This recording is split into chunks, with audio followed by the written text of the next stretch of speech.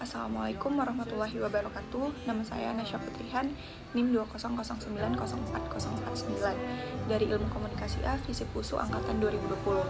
Di video kali ini, saya akan membahas tentang topik publik dalam PR. Kita bahas dari pengertian publik itu sendiri dulu. Menurut John Dewey, publik merupakan suatu unit sosial aktif yang terdiri dari semua pihak yang terlibat mengenai problem bersama yang akan mereka cari solusinya bersama-sama. Selanjutnya, saya akan membahas tentang kategori publik. Yang pertama, publik internal dan eksternal.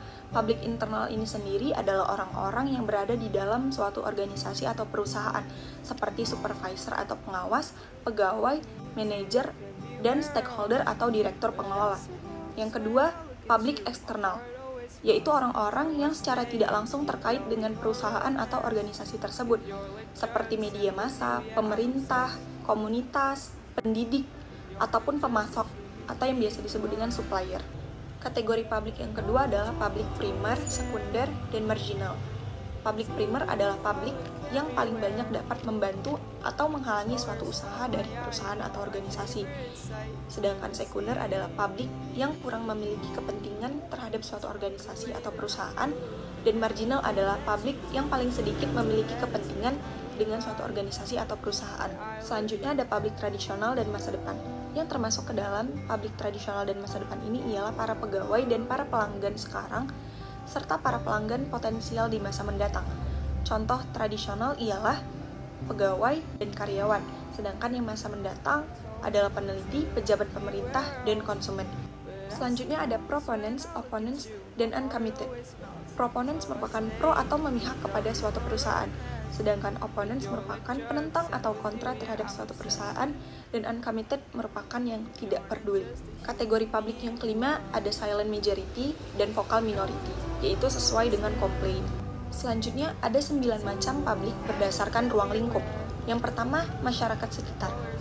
Suatu organisasi atau perusahaan yang bijaksana akan mengawali kegiatan PR-nya dengan mengenali masalah dan kebutuhan yang dibutuhkan oleh masyarakat di sekelilingnya. Yang kedua, ada pegawai perusahaan, yang merupakan anggota perusahaan atau organisasi tersebut. Yang ketiga, ada pemasok. Ada 2 jenis pemasok. Yang pertama, pemasok jasa-jasa, dan yang kedua, pemasok berbagai macam bahan baku. Yang keempat, ada media massa.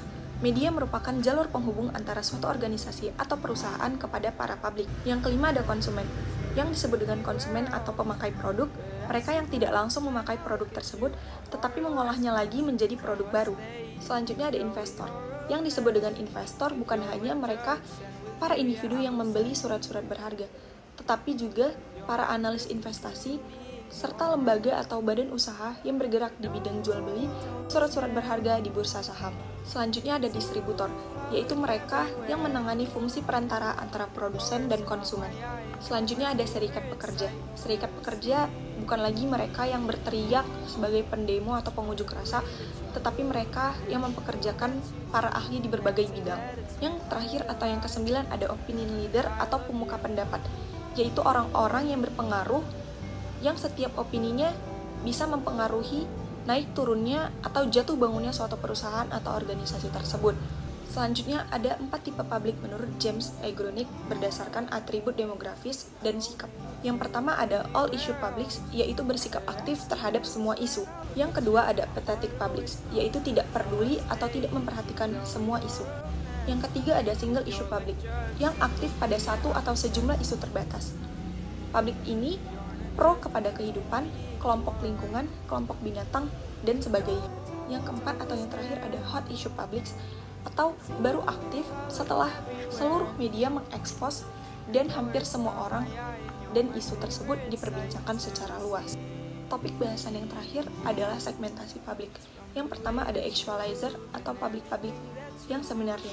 Yang kedua ada fulfilled atau publik-publik yang matang. Yang ketiga ada believer atau publik-publik yang dapat dipercaya. Yang keempat ada achievers atau publik-publik yang berprestasi. Yang kelima ada strivers atau publik-publik yang pekerja keras. Yang keenam ada fakers atau publik-publik pembina. Yang ketujuh ada experience atau publik-publik yang berpengalaman. Dan yang kedelapan ada strugglers atau publik-publik yang sedang berjuang. like drugs, and with you, yeah, I'm obsessed.